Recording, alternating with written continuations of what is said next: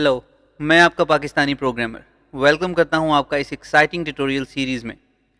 C sharp concepts basic to advance series में हम C sharp language and object oriented programming के core concepts को बिल्कुल basic level से स्टार्ट करके डीप लेवल तक एक्सप्लोर करेंगे।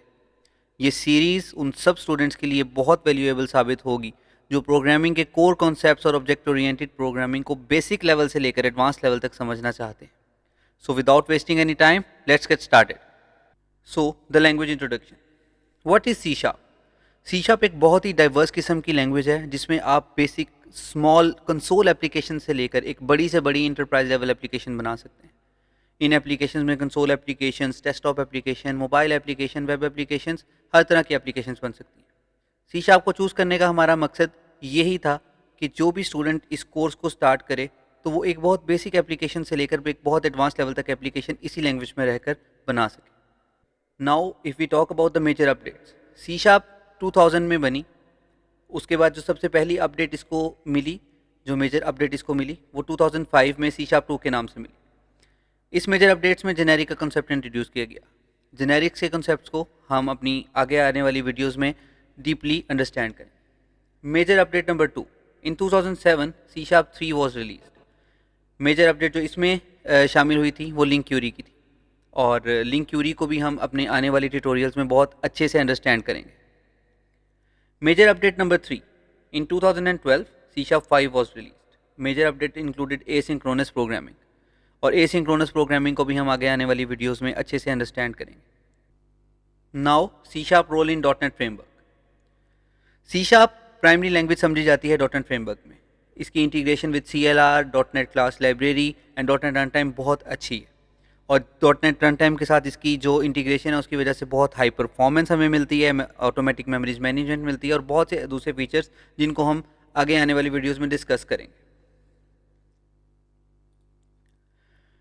As per the development tools, जो टूल्स मैंने सेलेक्ट किए हैं वो विजुअल स्टूडियो 2022 और डॉट नेट फ्रेमवर्क 6 है। Visual studio 2022 and dot net framework 6 आपस में बहुत अच्छे से इंटीग्रेटेड है, और डॉट नेट 6 को सिलेक्ट करने की जो मेन वजह थी वो ये थी कि इसमें लॉन्ग टर्म सपोर्ट हमें मिलती है, और ये जो है वो बहुत वन ऑफ द लेटेस्ट जो इंट्रोडक्शन है डॉट नेट की इकोसिस्टम में। और डॉट नेट 6 को हम बहुत डीपली अंडरस्टैंड करेंगे in the dot net framework introduction video. और जो dot net framework introduction video हमारी बनेगी उसमें हम डॉट नेट के core concepts, dot net C L R, dot net run time, dot net के जो बेसिक कॉन्सेप्ट्स हैं उन सब चीज़ों को, डॉट नेट के कंपोनेंट्स को अच्छी से अंडरस्टैंड करेंगे ताकि एक बेसिक लेवल के स्टूडेंट को भी डॉट नेट फ्रेमवर्क बहुत अच्छे से अंडरस्टैंड हो। Now if we talk about the C sharp syntax element, तो जो सिंटैक्स एलिमेंट्स मैंने आज सेलेक्ट किए हैं वो किसी भी लैंग्वेज के कोर कॉन्सेप्ट्स माने जाते हैं, like variables, data types, if statements, and loops. Variables are containers for storing data in program. Data types define the type of data that a variable can store. If statements are conditional statements, and loops are iteratable blocks जो किसी एक condition की base के ऊपर बार बार अपने आप को repeat करते हैं। सी शार्प के इन कोर कॉन्सेप्ट को हम आगे वीडियो में प्रैक्टिकली प्रैक्टिस करेंगे, और हम कोशिश करेंगे कि सब कॉन्सेप्ट्स को अच्छे से एक्सप्लेन किया जाए ताकि एक बेसिक लेवल का स्टूडेंट भी इन कॉन्सेप्ट्स को अच्छे से अंडरस्टैंड कर सके। So without wasting any time, let's get started. Okay, so हम एक कंसोल एप्लीकेशन सेलेक्ट करेंगे जो कि क्रॉस प्लेटफॉर्म इसलिए है क्योंकि ये डॉट नेट 6 में बनेगी, और it's basically dot net core को भी हम आने वाली वीडियोस में एक्सप्लेन करेंगे। जो डॉट नेट फ्रेमवर्क की जो इंट्रोडक्शन वीडियो है उसमें डॉट नेट कोर को भी हम अच्छे से एक्सप्लेन करेंगे। और यहाँ पे हम नेक्स्ट करते हैं, और ये सब पाथ वगैरह सेलेक्ट होकर, और कंसोल एप्लीकेशन बेसिक कॉन्सेप्ट्स,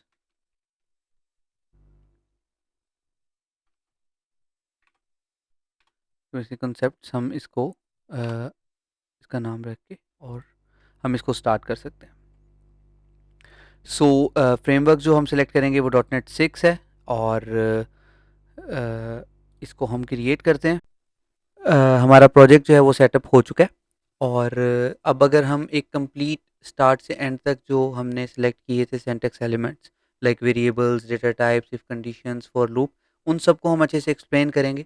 और कोशिश करेंगे जो है वो बिल्कुल बेसिक लेवल के स्टूडेंट को भी इन चीज़ों की जो है अच्छे से अंडरस्टैंडिंग हो जाए। सबसे पहले हम स्टार्ट करते हैं डेटा टाइप से और वेरिएबल से। यहाँ पर इन इन डेटा टाइप डिफाइन करती है इंटीजर यानी कि होल नंबर्स को। उसके बाद डबल जो डेटा टाइप है वो फ्लोटिंग पॉइंट नंबर्स को जो है वो रिप्रेजेंट करती है। करेक्टर टाइप जो है वो सिंगल करेक्टर्स को रिप्रेजेंट करता है। बूल जो है वो कंडीशनल जो है हमारे पास वेरिएबल्स उनको रिप्रेजेंट करता है।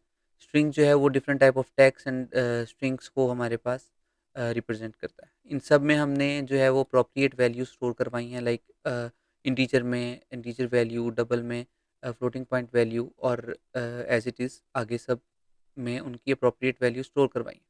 आई होप सबको जो डेटा टाइप्स और वेरिएबल्स हैं उनकी एक बेसिक अंडरस्टैंडिंग ज़रूर हो गई होगी। और जो मज़ीद कॉम्प्लेक्स डेटा टाइप्स हैं और जो हैं वो थोड़े से इनसे हट के डेटा टाइप्स हैं जो रेगुलर यूज़ नहीं होते, उनको भी हम आगे वाली अपनी सीरीज़ की वीडियो में ज़रूर एक्सप्लेन करेंगे, ताकि जो थोड़े बिगनर से एडवांस लेवल पर जाना चाहता है उसको भी इस चीज़ में हेल्प हो। ओके, अब हम बात करेंगे कंडीशनल स्टेटमेंट्स के बारे में, लाइक इफ़ एल्स स्टेटमेंट। और कंडीशनल स्टेटमेंट्स लगाने के कुछ और तरीके भी हो सकते हैं। इसमें जो है वो स्विच स्टेटमेंट्स भी यूज़ हो सकती हैं, और एक इनलाइन जो है वो ऑपरेटर भी यूज़ हो सकता है, जिसको हम एक्सप्लेन करेंगे इन आवर एडवांस वीडियोस। एक बेसिक अंडरस्टैंडिंग के लिए हम यहाँ पर इन कुछ ऑपरेटर्स को देखेंगे, लाइक ए इज़ इफ़ जो है वो A is less than B, तो ये स्टेटमेंट हमारे पास इस तरह से आएगी, और ये ऑपरेटर लेस देन का ऑपरेटर यूज़ होगा। लेस देन और इक्वल टू, लाइक अगर हम दो कंडीशन चेक करना चाहते हैं कि ए जो है वो बी से छोटा भी है या इक्वल भी है, तो दोनों चीज़ों को इकट्ठा हम यहाँ पर टेस्ट कर सकते हैं, और लेस देन इक्वल टू का ऑपरेटर इसके लिए यूज़ होगा। ग्रेटर देन का ऑपरेटर जो है वो चेक करने के लिए होगा कि ए की वैल्यू बी की वैल्यू से ग्रेटर है या नहीं, और इसके लिए ग्रेटर देन का ऑपरेटर हमारे पास यूज़ होगा। ग्रेटर देन और इक्वल टू बिल्कुल जो है वो लेस देन इक्वल टू की तरह काम करता है, और ये चेक करने के लिए होता है कि ए की वैल्यू बी से ग्रेटर या इक्वल है। और अगर हम चेक करना चाहते हैं कि इन दोनों की वैल्यू एक दूसरे के इक्वल है, तो हम ये डबल इक्वल का साइन हमें यूज़ करना पड़ेगा। नॉट इक्वल टू के लिए हमें A is not equal to B का साइन, ये ऑपरेटर यूज़ करना पड़ेगा। तो इसको थोड़ा सा प्रैक्टिकली देखें, तो हम एक इंटीजर वैल्यू में टाइम स्टोर करते हैं 22, और हम चेक करेंगे कि अगर टाइम की वैल्यू 10 से कम है तो गुड मॉर्निंग प्रिंट कर दे। अगर टाइम की वैल्यू लेस देन 20 है तो गुड डे प्रिंट कर दे। अदरवाइज अगर ये दोनों कंडीशन मेट नहीं होती, देन गुड इवनिंग प्रिंट कर दें। तो इसके केस में हमारे पास जो आउटपुट आएगी वो गुड इवनिंग आएगी, क्योंकि इसकी वैल्यू 22 है, जो कि लेस देन 10 भी नहीं है और लेस देन 20 भी नहीं। अब हम अगर बात करें लूप्स के बारे में, तो सबसे ज़्यादा यूज़ होने वाला लूप किसी भी लैंग्वेज में फॉर लूप ही है। और फॉर लूप का अगर बेसिक स्ट्रक्चर हम सी शार्प के सिंटैक्स में देखें, तो यहाँ पर हमारे पास 3 स्टेटमेंट्स के ऊपर ये लूप चलता है, लाइक स्टेटमेंट 1, स्टेटमेंट 2, स्टेटमेंट 3। और इस कोड ब्लॉक के अंदर जो भी कोड लिखा जाएगा वो मल्टीपल टाइम रिपीट होगा बेस्ड ऑन द कंडीशन। सो अगर हम इसको थोड़ा सा एक्सप्लेन करें प्रैक्टिकल सिनेरियो में, तो जो फर्स्ट स्टेटमेंट है हमारी वो ये होगी कि हम एक इंटीजर वैल्यू आई, उसको हम इनिशियलाइज करेंगे विद 0। तो कंडीशन होगी less than 5, I is less than 5, and the third statement will be I plus plus. ये लूप जो है वो चलेगा ऐसे कि इसकी जो वैल्यू 0 से स्टार्ट होगी, और ये लूप तब तक चलेगा जब तक इसकी वैल्यू 5 से लेस रहेगी। और आई प्लस प्लस का जो ऑपरेटर है वो कंप्लीट लूप का ब्लॉक चलने के बाद उसमें एक नंबर का इजाफा करेगा। अगर हम इसको थोड़ा सा एक्सप्लेन करने की कोशिश करें, तो द फर्स्ट आइट्रेशन हमारे पास प्रिंट होगा आइट्रेशन 0। देन ये कोड ब्लॉक पूरा कंप्लीट होगा और ये ऊपर जाएगा, और आई की वैल्यू में एक का इजाफा होगा और आई की वैल्यू 1 हो जाएगी, क्योंकि अभी भी आई की वैल्यू लेस देन 5 है। तो दोबारा से ये लूप चलेगा, इसकी बॉडी एग्जीक्यूट होगी, और ये तब तक चलेगा जब तक इसकी वैल्यू प्लस होकर 5 से लेस रहती है और 5 से ऊपर नहीं जाती, तब तक ये चलता रहे। और इस चीज़ को मैंने यहाँ पर एक्सप्लेन भी किया है कि statement 1 sets a variable before the loop starts, like integer equal to 0। Statement 2 defines the condition for the loop to run, यानी कि ये कंडीशन है कि इस कंडीशन की बेस के ऊपर लूप चलेगा, जब तक ये कंडीशन ट्रू रहेगी लूप चलता रहेगा और अपने आप को रिपीट करता रहेगा। स्टेटमेंट 3 जो है वो आई में प्लस प्लस करती है। आई प्लस प्लस का मतलब है कि इसमें एक नंबर का इजाफा होगा। हम इसमें मल्टीपल नंबर्स का भी इजाफा कर सकते हैं, लूप को डिफरेंट तरह यूज़ कर सकते हैं। आई रिकमेंड कि आप जो है वो इस कोड को देखकर कॉपी करने की कोशिश करें। लूप में different type of conditions add करके देखें।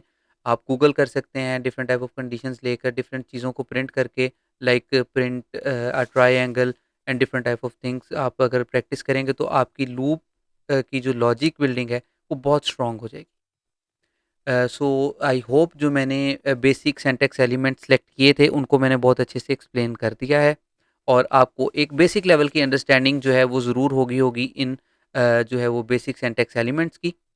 इन सब सिंटैक्स एलिमेंट्स को हम अपनी नेक्स्ट वीडियोस में जो है वो डिफरेंट सिनेरियोज में यूज़ करेंगे, टेस्ट करेंगे, और थोड़ा एडवांस लेवल पर भी यूज़ करेंगे, डिफरेंट टाइप ऑफ वेरिएबल्स भी यूज़ करेंगे, और साथ-साथ हम चीज़ों को एक्सप्लेन करते जाएँगे। और मैं रिकमेंड करूँगा कि आप सिर्फ़ इन वीडियोज़ को देखें नहीं, अपने पास विजुअल स्टूडियो को इंस्टॉल करें, और अपने तौर के ऊपर डिफरेंट टाइप ऑफ एग्ज़ाम्पल्स से इन चीज़ों को प्रैक्टिस करें।